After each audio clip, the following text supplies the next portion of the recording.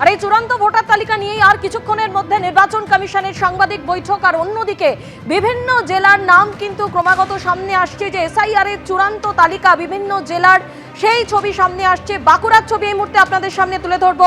বাঁকুড়ায় খসড়া তালিকায় 1,32,000-এর নাম আগেই বাদ গেছে, আর চূড়ান্ত তালিকায় আরো 3,300 জনের নাম বাদ।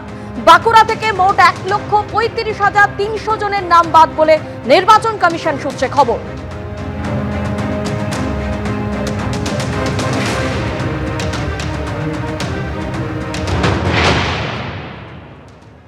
হ্যাঁ, আমি তো বললাম যে আমি যে আপনার এখানে লিস্ট দেখতে এসেছিলাম, আমারটা দেখাচ্ছে আন্ডার প্রসেস। আমার বিচারের দিনে দেখা ইয়াতে নির্বাচন কমিশন আমাকে দেখাচ্ছে। কোনটা আন্ডার অ্যাডজুডিকশন আপনার আছে? হ্যাঁ, আমি তো একজন সরকারি আধিকারিক। হ্যাঁ, সরকারি আধিকারিক ছিলাম।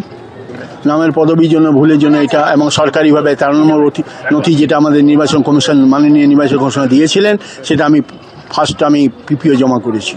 কতটা চিন্তার মধ্যে রয়েছেন? আমি উদ্বিগ্নের মধ্যে আছি। আমি এখন কি করবেন? এখন অপেক্ষা ছাড়া আমার কোনো উপায় নেই, আর কি করার আছে আমার। ঠিকই আছে, আমার তো নাম আছে ভোটার তালিকায়, কিন্তু ওই কিছু জনের দেখতে পাচ্ছি আন্ডার অ্যাডজুডিকশন হয়ে আছে, তারা এখন একটু উদ্বিগ্নের মধ্যে রয়েছেন। সম্ভাব্য কত নাম বাদ যেতে চলেছে সেই তালিকা আপনাদের সামনে রাখছি। বাঁকুড়ার তথ্য আবার রাখবো, যেখানে এখনো পর্যন্ত যা খবর, অর্থাৎ সম্ভাব্য তালিকা যা পাওয়া যাচ্ছে 1,35,300 জনের নাম বাদ। কমিশন সূত্রে এটাই খবর, যেখানে খসড়া তালিকায় বাদ গিয়েছিল 1,32,000, আর আজকে যে চূড়ান্ত তালিকা সেখানে আরো 3,300 জনের নাম বাদ। অর্থাৎ সম্ভাবনার কথা আমরা আপনাদের সামনে তুলে ধরছি। অর্থাৎ মোট 1,35,300 জনের নাম বাদ যেতে চলেছে, কমিশন সূত্রে খবর।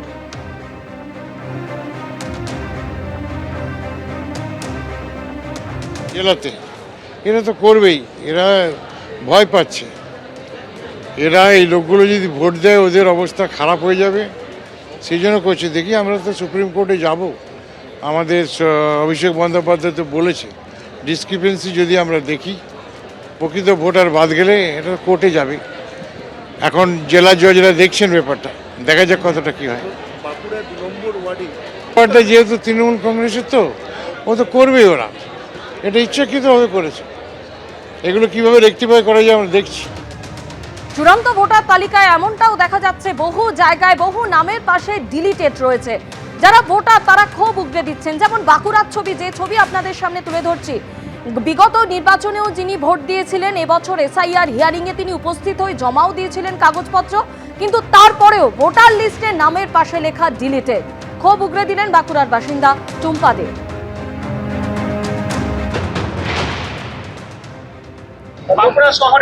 এরকম কাগজপাতি যেমন ভোটার লিস্টে আমাদের নাম ছিল, আমরা ভোটও দিছি এইখানে, তারপরে এরকম ওই যে ডিলিট লেখা আছে পাশে এরকম লিখে দিচ্ছে।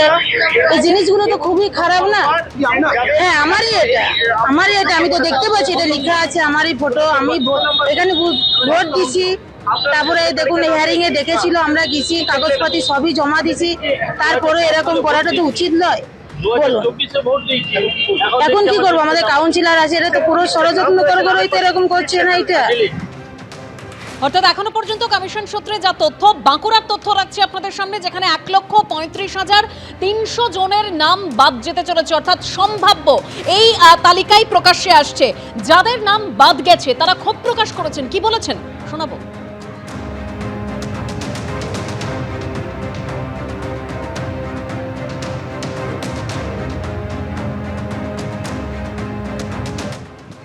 না, আমার বাদ যায়নি, কিন্তু আমার বাড়ির লোকের নাম বাদ গেছে। কিভাবে মানে এটা নির্বাচন কমিশন এবং বিজেপির একটা চক্রান্ত, এটাই ধরতে হবে আমাদের। আমরা সমস্ত ডকুমেন্টস জমা করেছি এবং ফর্ম যথাযথভাবে ফিল আপ করা হয়েছে, তা সত্ত্বেও নামগুলো বাদ গেল, এটা চক্রান্তই মনে হচ্ছে। আমার নামটা ডিলিটেড দেখলাম আজকে আমি, তো কেন এটা হয়েছে? বিজেপির চক্রান্ত নিশ্চয়ই। আমার মেয়ের নাম আছে, আমার নাম নেই কেন? আমি দুবার ধরে, আমাকে একবার কুয়াবাগান ডাকা হলো বাবার নামের গোলমালের জন্য, সেখানেও সব ডকুমেন্ট নিয়ে গেলাম। তাহলে আর কত এরকম ঝামেলা ভোগ করবো? এটা একটা ব্যবস্থা হওয়া দরকার। এইগুলো কি আরম্ভ হয়েছে?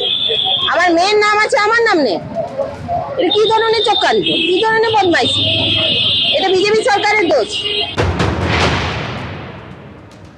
যারা অরিজিনাল ভোটার তাদের নামগুলো ভাগ হয়ে যাচ্ছে কেন?